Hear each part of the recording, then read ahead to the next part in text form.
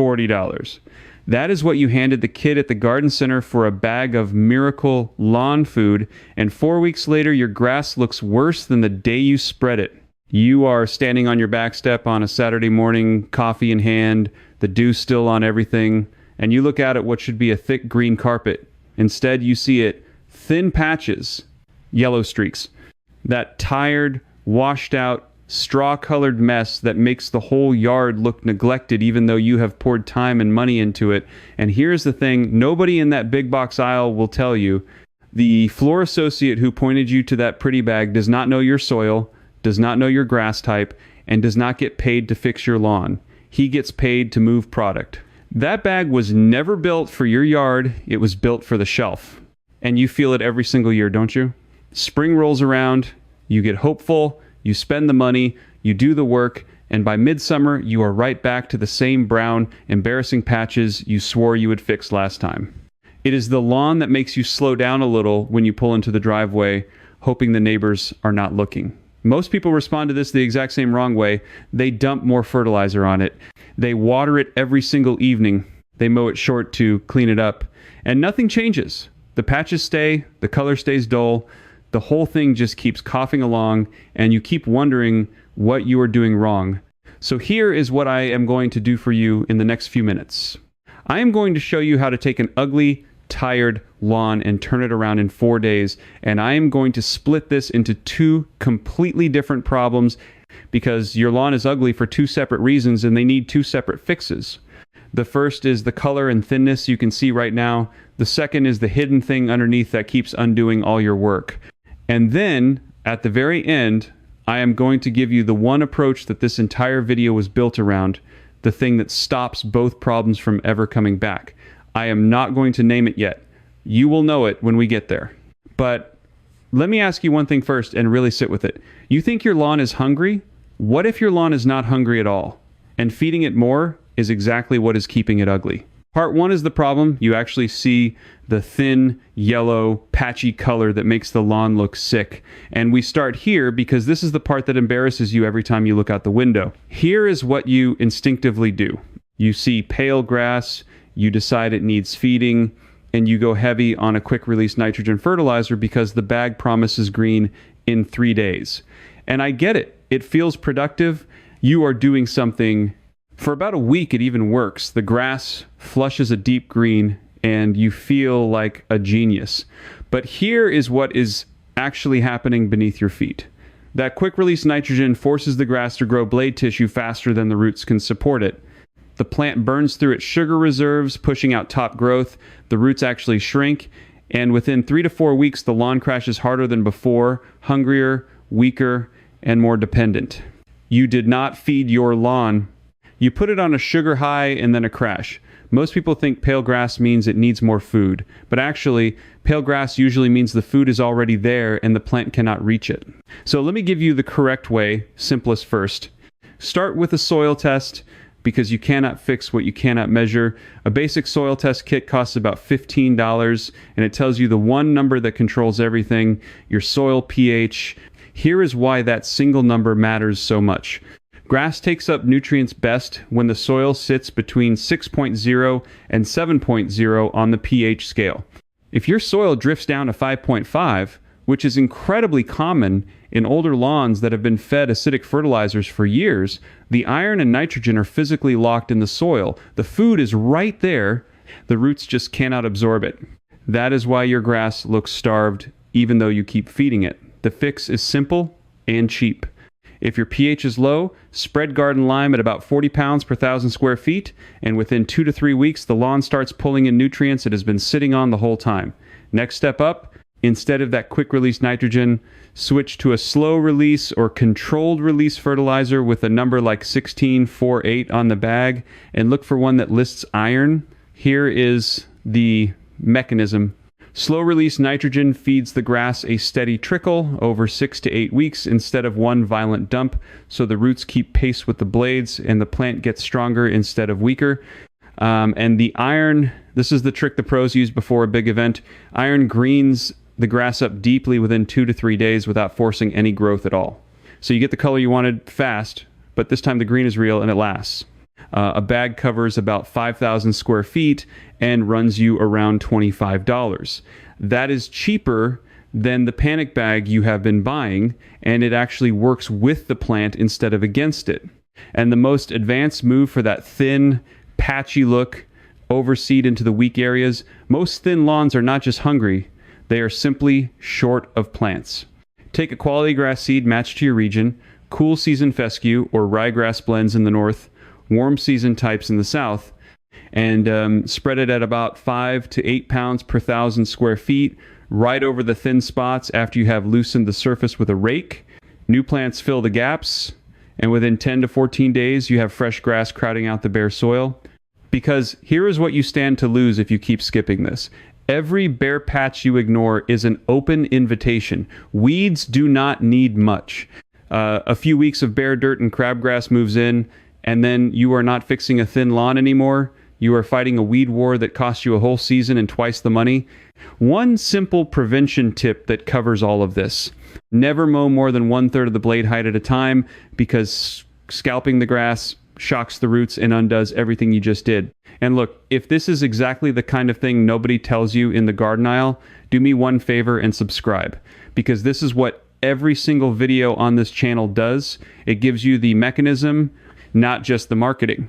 One click, and then let me show you the second problem, because this next one is the real reason your lawn keeps failing. But before we go there, let me point you to something that goes even deeper than what we can cover here. If you want the full system laid out step by step, the same principles the Amish have quietly used to grow some of the thickest, healthiest yards you have ever seen without a single bag of miracle product, I put everything into a guide called the Amish Lawn Guide. And there is also the Amish Soil Guide and a complete field edition that bundles both together. It is $97, and the link is in the description below. People who have gone through it tell me it is the first time lawn care has ever actually made sense to them, because it is built on soil truth, not shelf marketing. Now, back to the second problem, and this one is invisible, which is exactly why it is so dangerous. While you are fussing over color up top, the ground underneath your feet is quietly strangling your entire lawn. Here is the thesis, blunt and simple. Your lawn is not ugly because of what is on it. It is ugly because of what is under it. The single most common mistake homeowners make is ignoring soil compaction and thatch, and the consequence is brutal. It takes weeks or months to undo, and most people never even realize it is happening. Let me explain what is going on down there. Over years of walking on it, mowing it, and letting clippings and dead roots build up, your soil compresses into a dense, hard layer, and a spongy brown mat called thatch builds up between the green grass and the dirt. When that thatch layer gets thicker than about 1/2 inch, water and air and nutrients can no longer reach the roots. You water, and it runs off or pools on top. You fertilize, and it sits on the mat. The roots are suffocating, choking under a blanket they cannot break through. That is why your lawn goes crispy the moment it gets hot, because the roots are shallow, gasping, and the second the surface dries out, the grass shrivels. So here is how you fix it. And I want to be very clear. You do these in order from cheapest to most serious. Method 1 is dethatching. And the simplest version costs you nothing but a hard rake and a Saturday morning. Take a stiff thatch rake and drag it firmly through the lawn to rip out that spongy brown mat. For a small yard, this is genuinely all you need, and you will be shocked at how much dead material you pull up, sometimes 2 or 3 full bags of it. The mechanism is dead simple. Once that mat is gone, water and air hit the soil directly again, and the roots wake up within days. If your lawn is bigger, you can rent a powered dethatcher for about $40 to $70 for a half day, and it does in 20 minutes what would take you 3 hours by hand. Method 2 is core aeration, and this is the one that fixes the compaction itself, the hard dirt underneath. You rent a core aerator. It runs about $60 to $80 for a half day rental, and it is a heavy machine that punches hundreds of small plugs of soil out of your lawn, pulling up little fingers of dirt and leaving holes about 3 inches deep. Here is why this works when nothing else does. Those holes physically decompress the soil, and they create open channels for air, water, and nutrients to travel straight down to the root zone. Roots grow into the new open space, they grow deeper, and a deeper root is a drought-proof root. Do this when the soil is slightly moist, not soaked, and not bone dry, and go over the lawn twice in opposite directions for the heavy spots. The difference within 2 weeks is something you can feel under your shoes. The ground goes from concrete to cushion, and method 3, the one a professional reaches for, is the combination that turns a struggling lawn into a showpiece in a single weekend. You aerate first, then immediately overseed, then top dress with a thin 1/4-inch layer of screen compost raked into the holes. This is called the aerate, seed, and top dress method, and here is why it is so powerful. The aeration opens the soil, the seed drops directly into those holes where it is protected and in perfect contact with moist dirt, and the compost feeds the seed and introduces living microbes that break down future thatch on their own. A few bags of quality compost run you about $40 to $60, and this single weekend does more for your lawn than 3 years of dumping fertilizer ever could. You are not feeding the grass.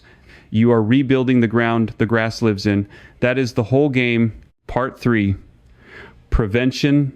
And this is it. This is the approach I sealed at the very start and promised was the entire reason this video exists. Because fixing your lawn in 4 days is good, but keeping it fixed so you never stand on that back step embarrassed again, that is the real prize. Here it is, one single action that prevents both problems, the ugly color and the suffocating soil at the same time. Top dress your lawn with a thin layer of compost once a year, every spring. That is the whole secret the lawn care industry would rather you not lean on, because a man who top dresses with compost does not need to keep buying their bags. Here is why it works mechanically, in one breath. A 1/4-inch layer of screen compost spread across your lawn feeds a living population of soil microbes, and those microbes do 2 jobs at once. They slowly release natural nitrogen so your grass stays green without the crash, and they digest thatch from below so it never builds into that suffocating mat again. You apply it simply, spread it thin with a shovel and a rake, no more than a 1/4 inch so you never bury the grass, and water it in. And here is the figure that matters. Doing this one thing every spring replaces roughly $150 a year in fertilizer and dethatching and patch repair, and it saves you entire weekends of work year after year because you are stopping the problems instead of chasing them. So let me tell you exactly which path is yours, because every lawn does not need every step. If your lawn is mostly just pale and thin, but the ground still feels soft when you walk on it, you are a soil test and slow release man. Fix the pH, switch the fertilizer, overseed the thin spots, and you are done. If your lawn feels hard underfoot, pools water when it rains, and goes crispy the instant it gets hot, you are a core aeration man. That compaction is your real enemy, and the rake and the aerator are your tools. And if you want the showpiece, the thick green lawn the neighbors actually comment on, you are the aerate, seed, and top dress man. Give it one focused weekend in spring and then top dress every year after, and you will never fight this battle from scratch again. Now, here is the new problem that is coming for you. And it is coming precisely because you are about to do everything I just told you. Once your lawn gets thick and healthy and you start watering it deeply to grow those deep roots, you are going to create the perfect warm, moist, shaded conditions for lawn fungus. Things like brown patch and dollar spot, circles of dead-looking grass that appear overnight in the middle of your best work and can wipe out a section in days. If that is something you are already seeing or you spot it after you start, drop a comment and just type the word fungus so I know to look for you. The next video breaks down exactly how to identify it, how to stop it cheaply, and how to keep it from ever spreading step by step the same no-nonsense way. So subscribe before you click away, because that fungus video is the one that protects everything you just built, and you do not want to miss it. Now, let me circle back, because I left something on the table and I do not want you to walk away with a gap. Since the difference between a lawn that bounces back in 4 days and one that limps along all summer often comes down to watering, and almost everyone gets this part backwards. Most people water their lawn a little bit every single day, usually in the evening after work, because that is when they are home. It feels caring, it feels right, but actually that daily light watering is one of the worst things you can do to your grass. Here is the mechanism. When you water shallow every day, the moisture only ever sits in the top inch of soil, so the roots have no reason to grow deeper, They stay up near the surface where the water is, and a shallow-rooted lawn is a lawn that dies the first hot, dry week of summer. On top of that, watering in the evening leaves the grass blades wet all night long, and that overnight dampness is exactly what invites the fungus I just warned you about. So flip it, water deeply but infrequently, about 1 inch of water once or twice a week, early in the morning between 6 and 10 so the sun dries the blades by midday. That single change trains the roots to dive down 6 inches deep, chasing the water, and a 6-inch root laughs at a heat wave that would have shriveled your old shallow lawn brown. And there is one more thing about that mower that quietly wrecks more lawns than any fertilizer mistake: your blade. A dull mower blade does not cut the grass, it tears it, and if you look closely at your lawn a day after mowing and the tips look frayed and white or tan instead of cleanly green, that is the tell. Here is why it matters so much. A torn blade tip leaves a ragged wound that loses far more moisture and is a wide open door for disease, while a clean cut from a sharp blade seals over fast and holds water in. You should sharpen that blade at least twice a season. It costs a few dollars or nothing if you do it yourself with a file, and your lawn will look greener within a single mow simply because every blade of grass stops bleeding water from a torn tip. It is the cheapest upgrade you will ever make, and almost nobody does it. So picture where you are about to be. 4 days from now, you spread the lime if your test called for it, you switch to the slow release with iron, and the color is already deepening into a real green that did not come from a sugar high. You dragged that rake through and pulled the suffocating mat off the soil, or you ran the aerator and felt the ground go soft under your shoes. You dropped seed into the thin spots, and you raked that thin layer of compost over the top, and you walked inside knowing you did not just paint over the problem, you fixed the ground it grows in. And every spring from here, one light top dressing keeps it that way for a fraction of the money and the weekends you used to lose. That is a lawn you do not slow down for in the driveway anymore. That is the one you stand on with your coffee on a Saturday morning, dew still on it, and actually feel good. Remember the simple truth under all of it? Most people treat the grass, but actually you have to treat the soil, because the grass is only ever as healthy as the few inches of living ground beneath it. Feed the soil, open the soil, and protect the soil, and the green takes care of itself. So go run that $15 soil test this week before you spend another $40 guessing, and if the fungus shows up after you start watering deep, type fungus in the comments so I can point you to the fix, and subscribe so the next video lands in front of you right when you need it. Your ugly lawn has 4 good days ahead of it. Go give it the first one.